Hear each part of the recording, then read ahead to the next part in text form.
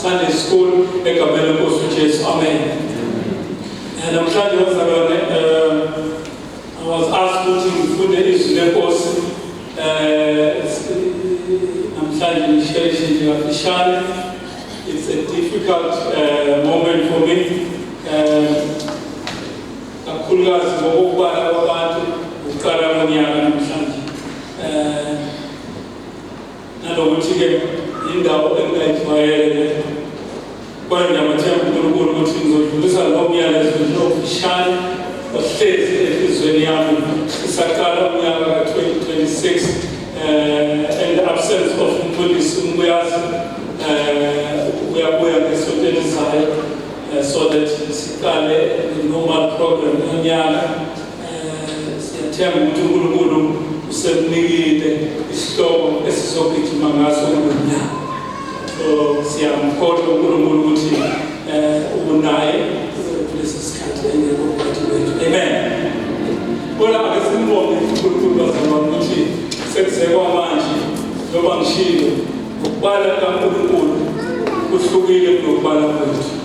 Bona ngokubala kwethu siqale unyaka omusha uNkulunkulu usigcinile throughout ama-challenges mhlawumbe esasawabona ey'mpilweni zethu sabanawo.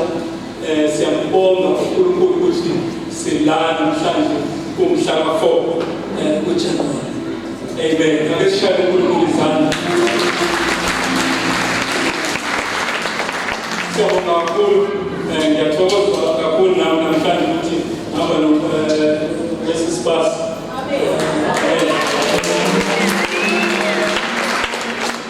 Ngazi ngoba bengizosho igama elishoyo sonke nasukume.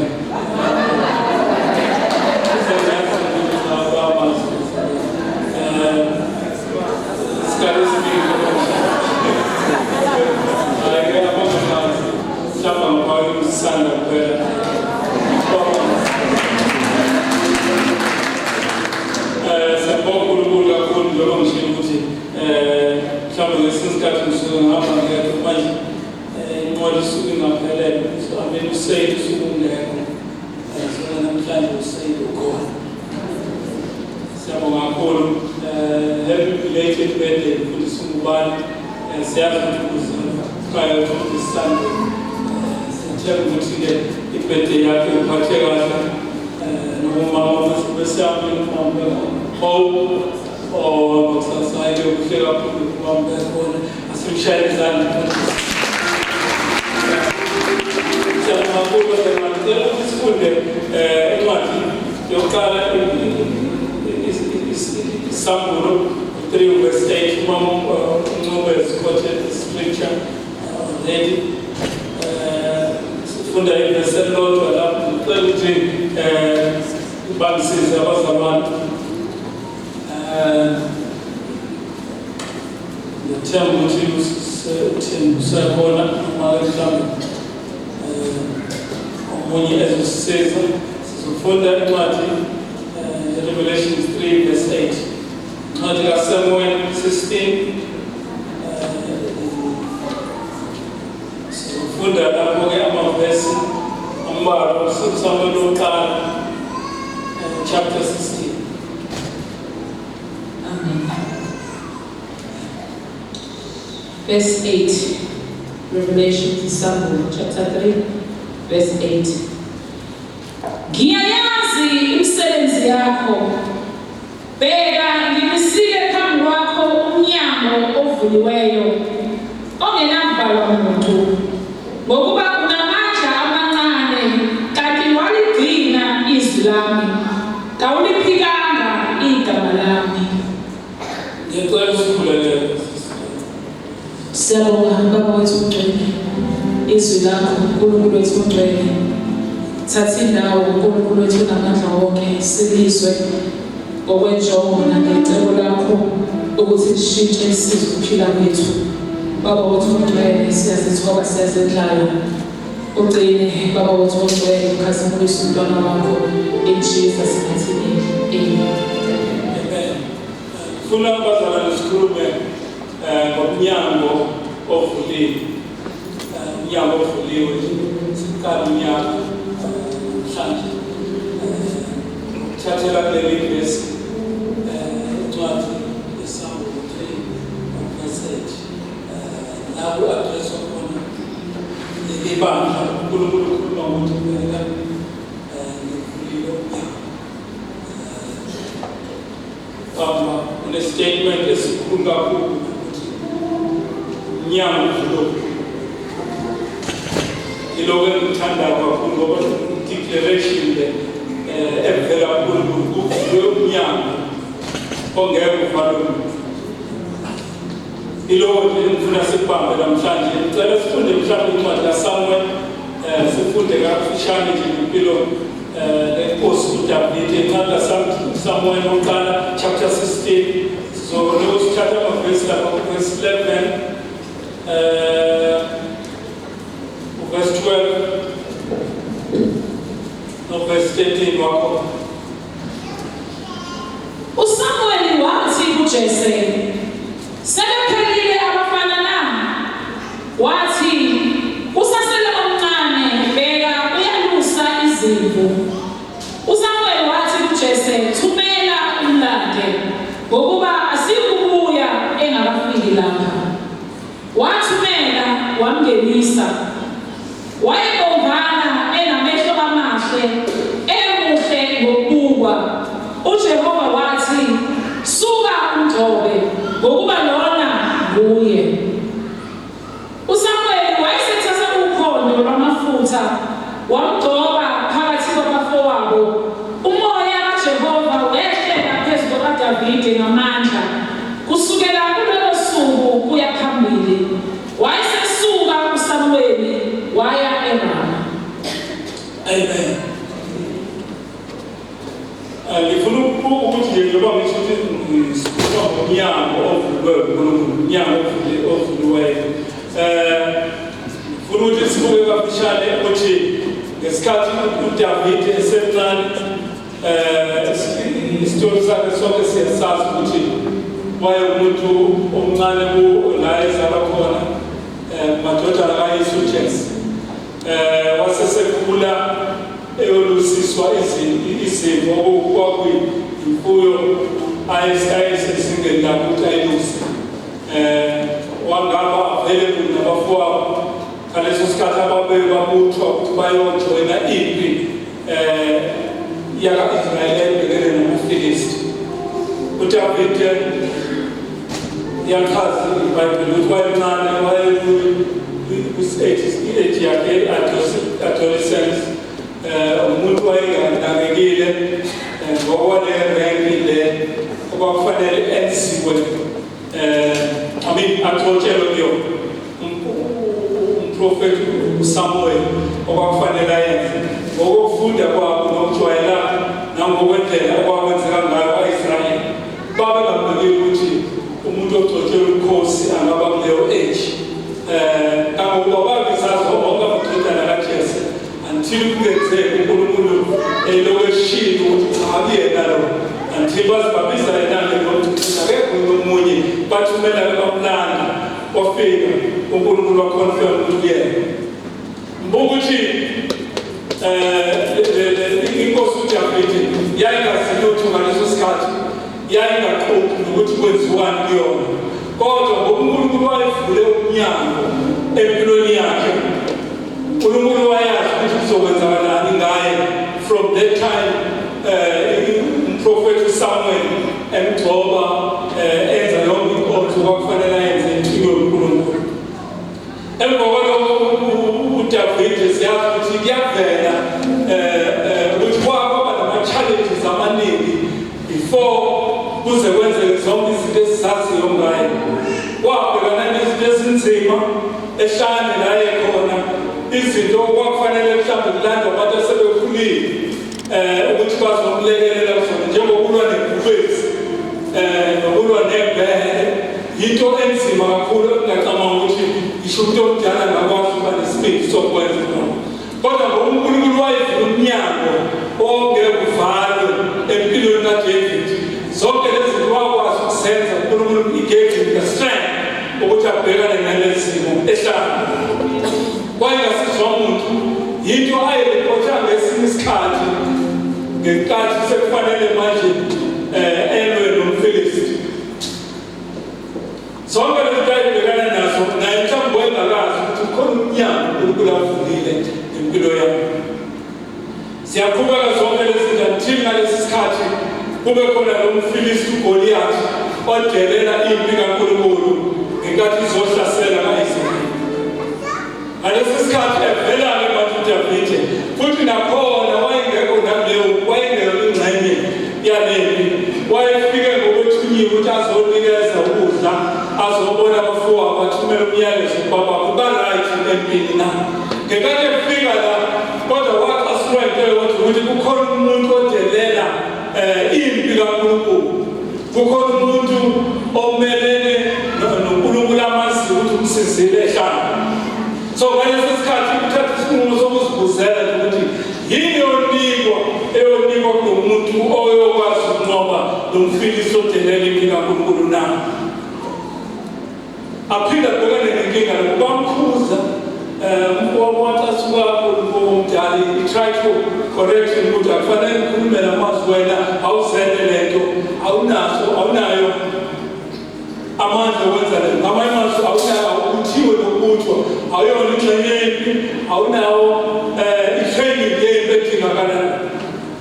Bathi wavula umlomo baqhubeka babuza abantu ukuthi yini eyonikeza umuntu okwazi ukunqoba nomuntu odelela impi kaNkulunkulu na, until abantu bamthatha bamsenkosini uSawuli. So uma efika enkosini obvious siyasazi isitori bazalwane, anikezwe ingubo ekufanele ayigqoke ngokomthetho wokulwa ngaleso sikhathi. Kodwa ingubo kwathiwa ukuthi azimlingani ngenxa yokuthi usemncane, udelelekile, uwumuntu ongekho ezingeni lokwenza lo msebenzi. Leli verse sifundile encwadini yeSamuel bazalwane likhuluma ngokuthi uNkulunkulu uvula umnyango ngempilo yethu. Amen. Ake ngifunde lesingisi lithi-ke ngoverse 8 encwadini yeSamuel, I know your record of works and what you are doing. See, I have set before you a door wide open, which no one is able to shut. I know that you have but little power, and yet you have kept my word and guarded my message, and have not renounced or denied my name. Ngithanda ukuthi-ke ngikubuyisele la njengoba ngisho ukuthi uNkulunkulu ukhipha istatement sokuthi kunomnyango ovulile. Kunegama engilithandayo lapho ukuthi uyazi ukuthi umuntu onamandla amancane. Into efanayo nento endaba uDavide ukuthi uDavide wayengenawo amandla, i-physical strength yokumelana nempi nokumelana noGoliath. Kodwa ngoba uNkulunkulu yena wayevule lo mnyango, amandla wayewathola kuNkulunkulu futhi wayenawo wonke amandla adingekalayo okumelana noGoliath. uNkulunkulu wayazi ngaphambili ukuthi physical akekho trained, akakwazi ukumelana nempi, akakwazi ukugqoka lezingubo zensimbi, kodwa wayazi ukuthi amandla abona kaDavide, amandla avela kuyena uNkulunkulu. Ngamanye amazwi wayazi uzoyinqoba impi ngoba amandla akhe awaveli ku-physical strength. Lithi leli verse ngiyazi ukuthi unamandla amancane, but uNkulunkulu into ayithanda ayishoyo ukuthi you have kept my word. Ngamanye amazwi zinini ukukholwa kwakho, ugadile izinto ezingakususa kumina njengoNkulunkulu awuliphikanga igama lakhe. uDavide wenze same thing mayifika ngala ubona umuntu odelela impi kaNkulunkulu uyadinga ngoba kuyena kunentshisekelo kaNkulunkulu ngamanye amazwi uyazi ukuthi yini ekufanele yenziwe kumuntu odelela impi kaNkulunkulu. Uthatha isinqumo sokuthi uyangena kulempi ngoba khona umuntu odelela impi kaNkulunkulu. Ngicela sifunde nje ezinye izinto ezifew sesizovala khona manje bazalwane.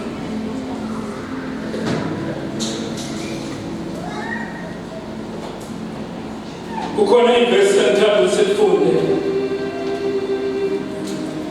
u-Isaiah 22 verse 22. Mama sivulela masinyane sisitokoza. Isaiah 22 verse 22.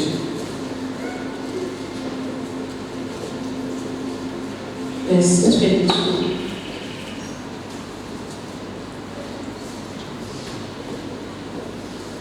Ngiyambeka isihluthulelo sendlu kaDavide ehlombe lakhe. Uyakuvula kungavali muntu. Avale kungavuli muntu. Amen. Leli verse lifakazela ukuthi okwenziwe uNkulunkulu. If kunama-fingerprints kaNkulunkulu. Oh Jesus. Sekwenzekile. Mawufunda njengoba ngisho ukuthi indaba kaDavide iqala kuthi uDavide unama-struggles. Ubungeke ucabanga ukuthi ukhona okuzokwenzeka kuDavide okungconywana naloba kule level ayiyona yokulusa. Kodwa mawufunda leli verse 2:22 uthi uma uNkulunkulu ekwenzile noma uNkulunkulu esekuvulile nomnyango i-opportunity leyo opportunity ihlala ivulekile ayibisaphela. Kukhona izinto eziwu-6 engizifundayo engizozifunda la ezihambisana nalento esikhuluma ngayo ukuthi ezinye zezinto ezikulekelelayo ukuthi ubone ukuthi umnyango uvulekile uvulwe uNkulunkulu yini na. Ngokuqala ufunde encwadini abaseKolose 4 verse 2 I think we are verse 4. Ukhulunywa ngokuthi abazali bahlangene bakhuleka. Obvious yonke into ethu njengabantwana bakaNkulunkulu iqala ngokukhuleka. If you are confident enough ngaleyo nto efunayo nokuthi yenzeke uzoyikhulekela. Mawubuka kuverse Acts 14 verse 27 leli verse likhuluma ngokukholwa faith abapostoli ababenayo ukuze kwenzeke izinto. Mawubuka unumber 3 ukuthi zimbili izinto ezingenzeka ukuthi umnyango ovulwe uNkulunkulu ungevalwe umuntu. Umnyango ovulwe uNkulunkulu ungevalwe umuntu. Kodwa khona lapho ukhona into engenzeka ekutheni umnyango ovalwe uNkulunkulu ungevulwe.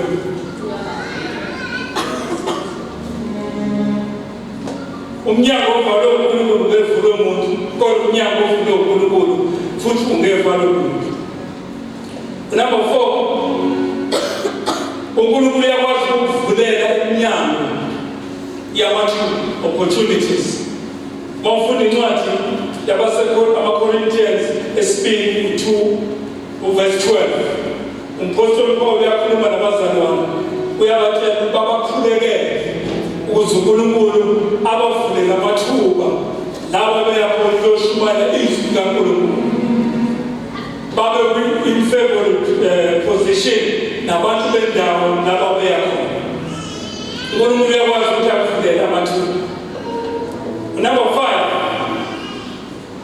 umoya ongcwele uyena okwazi ukupointa ukuthi le ndawo engena kuyona iyona yini. Ile verse kaIsaiah 22 akade sifunda chapter 22 umoya olwelo point kwesinye isikhathi kuzoba khona umnyango ufike uvulile. The only person ozokwazi ukudirect lo mnyango uyiwona noma ubona na umoya kaNkulunkulu ongcwele ozokudirect lo. Number 6, fanele njalo sihlale sigqongqoza emnyangweni uma ngabe sifika umnyango uvalekile. Kwesinye isikhathi umnyango ungafika sengathi uvaliwe kanti uNkulunkulu kade awuvula lowo mnyango. Ukuthi ube consistent ekutheni uyakhuleka and uyawuchecka umnyango ukuthi uvulekile noma uvalekile na. Ngamanye amazwi uthatha i-action ukuze ubone ukuthi lo mnyango engqoqoza kuwona mhlawumbe uNkulunkulu kade awuvula.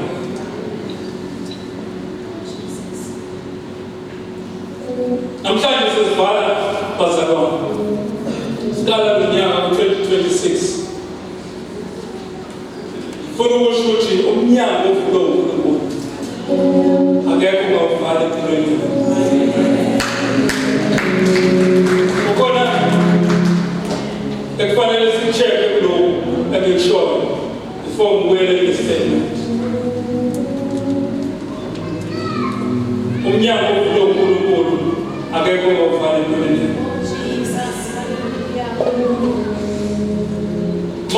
Okokuqala ukuthi uma ukhulekile ngaleyo, if you have prayed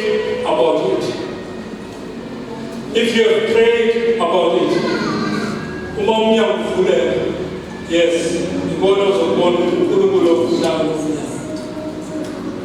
Uma ubona umnyango uvuliwe phambi kwakho, do you feel at peace in your heart about what are you going to do?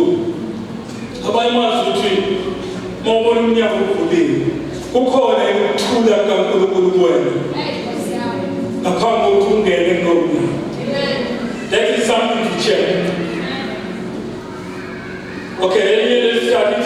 If there's anything about what you are doing that will be displeasing to God, ngamanye amazwi le nto ofuna ukuyenza kukhona yini mhlawumbe okuzotholakala ukuthi ukuphambanisa noNkulunkulu uNkulunkulu akakuthandi. It's a check for you. Ngaphambi kokungena kulowo mnyango. Okay, any key point. Will your actions take you further from God or bring you closer to Him? Ngamanye amazwi noma ngabe isinqumo ofuna ukusithatha, leyo nto izokuthatha ikusuke yini na uNkulunkulu noma izokusondeza kakhulu. Things to check uma umnyango uvulekile phambi kwakho. Elinye lesithathu lesithathu lokugcina lithi, can you honor God in all you are doing? So uvulekile umnyango uyamnika uNkulunkulu udumo ngento eyenzeke empilweni yakho. Ngezinto ezahlukene, ethical things, nesimilo sakho nje siyamdumisa, siyamtusa uNkulunkulu, nabantu abakubukayo babona uNkulunkulu yini empilweni yakho. Uma umnyango uvuliwe waphela khona, uNkulunkulu uyavulile umnyango. Njengoba declare namhlanje ngomhlaka 4 uthi ubeka umnyango uvuliwe kwakho. Lo mnyango uvuliwe empilweni yakho ungekho. Kulo nyaka bazalwane ngithanda ukuthi sithathe ithuba sibone ukusebenza kaNkulunkulu empilweni zethu. Mawufuna ukubona uNkulunkulu esebenza, lindela iminyango evuliwe. Mawufuna ukubona uNkulunkulu esebenza. Kwesinye isikhathi izinto zethu zibezenzeki kahle ngoba sithi sesikhulekile kaningi, siphinde siphindele lokhu kukhuleke sesikhulekile, singazi ukuthi uNkulunkulu uselivulile ithuba. Angifuna ukukhuluma ngezinto eziningi ezahlukene, kodwa ngifuna ukusho ukuthi kwesinye isikhathi ngaba noma yini oyidingayo empilweni yakho uNkulunkulu useyikhona, kodwa kwesinye isikhathi kudinga wena uthathe leyo action to go to it. Uthi bheka umnyango ovuliwe phambi kwakho. lo mnyango ongeva lo muntu kukhona yini okuhlula uNkulunkulu esimkhonzayo kukhona yini okungavimba ithuba elivulwe uNkulunkulu empilweni yakho akisho amathuba avulwa abantu ngokuthi bakunikeze ama-favors ngikhuluma mina izinto ezenziwa uNkulunkulu in your own life uthi la kade ungadeserve ukuba khona ngoba uNkulunkulu uvulile lo mnyango ungene khona bheka umnyango ovulekile empilweni yakho is wide open kudingeka uthathe i-action and walk in ukholwe uNkulunkulu ukuthi uvule uyena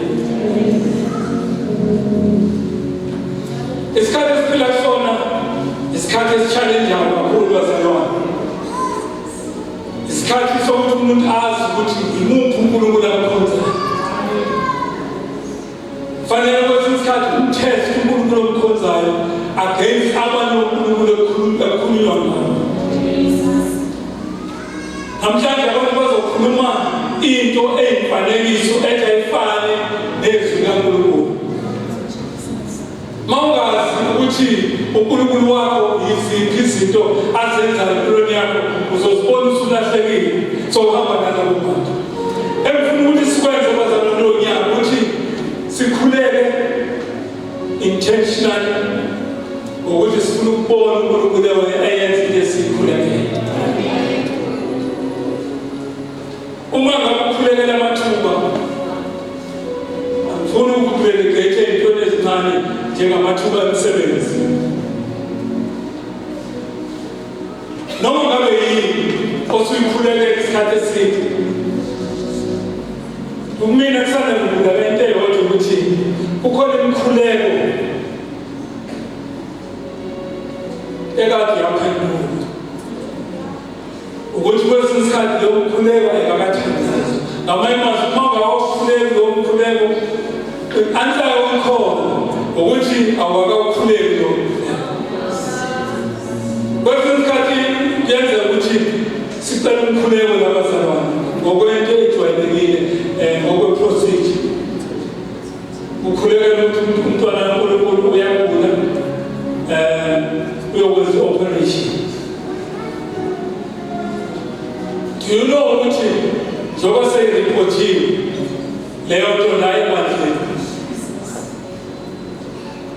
make yamenyezela abazalwane sayikhulekela ngenhliziyo zethu ezivumayo nezi-open ukuthi uNkulunkulu uzokwenza umsebenzi leyo nto leyo inofakazi ukuthi iyenzeka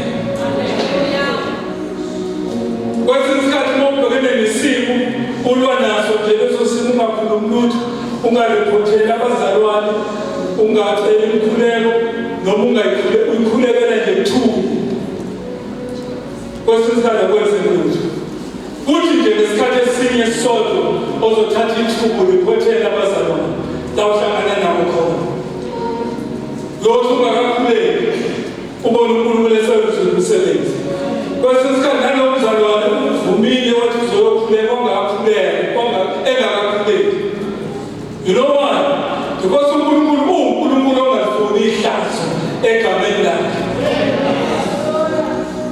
everything that is reported egameni lakhe une-obligation ukuthi leyo nto ayenze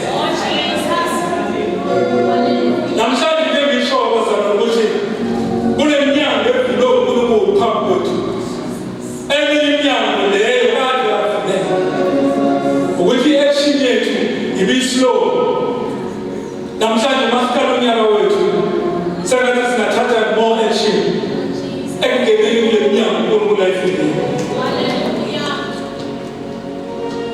imkhuleko ingakakhuleka ngezimo mhlawumbe usuwazithatha ukuthi sinomali awuyikhuleke lo mkhuleko uma usukhuleka uyikhuleka wedwa tshela umntwana kaNkulunkulu because that prayer uma sekuyana announce uNkulunkulu wayizwa uNkulunkulu ofuna ukubona ubufakazi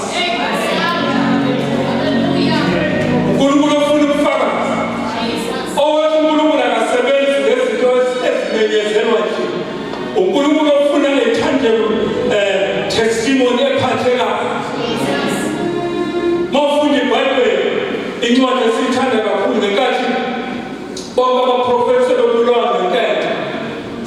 profeta wethu uNkulunkulu isimangaliso ihlala ishunyayela isimangaliso esasifanele sedlule ezinye isimangaliso ngokuthi esishisa umnikelo ne-altar ashisa manje because uNkulunkulu ufuna kube ubufakazi obubonakalayo. So namhlanje bazana sikhulunya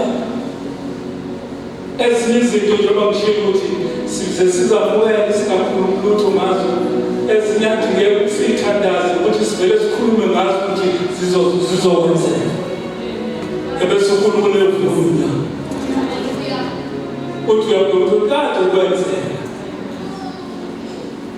Sake sakhuleka ekhaya khona umuntu ubuthi wami owayekhulumile eGoli thina sesiphendukile yena ekhola kwenye inkolo ngeke ngisho sakhuleka isikhathi eside sikhala sibaba fasting sibone thina ngathi akwenzeka lutho kodwa thina ngesikhathi sikaNkulunkulu khuluma ngemkhuleko mhlawumbe sasingasakhuleki nangaleso sikhathi sesithi uNkulunkulu uyosebenza. uNkulunkulu wenza isimangaliso wafunda eNcwadi umfundisi wasemele uKenneth Copeland eyihlalele lehlelo wafunda umagazini wakhe ofika njalo la eSouth Africa wahlatshwa izinkosi wayinikela wamasitshela. He did not tell us for a longer period. Kodwa sibona nje communication yakhe sengathi ngcono sezosithi uphathisa umyalezo. Kodwa thina it was not enough ngoba thina sasikhulele ukuthi sizothi uphendukile uyabuya uzekhaya njalo. Bahlatshwa izwi wayinikela ehlelweni khona mhlawumbe kwazi waphela umnyaka ngaphambi kokuba saze sefe ukuthi esebuye sizositshela ukuthi sewumntwana kaNkulunkulu. Kodwa ngifuna ukuthi umthandazo waphenduleke kudala ngoba uyasho ukuthi le nto wayefika ikhulume kuthina nje le nto yenkolo yakhe kodwa impilo ngaphakathi kuyena wayazi ukuthi nansi indlela okuyiyona zakhe. Was answered long time ago. Ukuthi i-fulfillment yawo thina sasifuna ukuyibona ngamehlo yenzeka mhlawumbe emva konyaka kodwa uNkulunkulu wayesewenzile umsebenzi. Ngiyamkhuleka oyikhulekile sonke isikhathi check ukuthi uNkulunkulu akaphendulanga revisit the situation umkholo bheka namhlanje ngibheke umnyango phambi kwakho ovulekile akekho ongavumela umnyango. Let's start the living verse namhlanje this week and try and practice it bazalwa uNkulunkulu uvule umnyango akekho umuntu ongavumela. If lo uNkulunkulu akuvulele kona kwakho hamba ngamandla ngena khona ukuthathe ukwenza okwakho okunikwe. As long as check-in wakhuleka ngabo wa-check ama-facts ngabo wazi ukuthi uNkulunkulu yes uyavuma ukuthi kuyibona go in there with confidence uthathe ukwenza kwakho ngoba uNkulunkulu okuvulele. Ezinye izinto esizenzayo ziyamvimbela uNkulunkulu ukuthini aconfirm ukuthi umnyango uvulile. Engasikhuthaza kona ukuthi sizame ukubalekela lezo zinto ezisusa econfirmweni uNkulunkulu ukuthi uphela nomnyango wakho. Senze lokho uNkulunkulu akufuna ngempilweni zethu. Khuleka khona uNkulunkulu khona ukuthi uNkulunkulu umnyango uvulile ungeva loluntu. Ukhona ukuthi uNkulunkulu manje unika leli thuba ngizolisebenzisa ekuletheni uluntu kuphela. Ukulalela umuntu ukuthi appointed ukuthi lendawo ongena kuyona iyona ukuthi sikhubeke njalo silokhe ngomkhuleko singayeki ukukhuleka until lo mnyango uzovuleka. Silosi-check ukuthi lo mnyango awuvunkulunkulu esawuvula yini. Ilawo mazwi obeselupele emhlesheni yami mhlawumbe bazalwane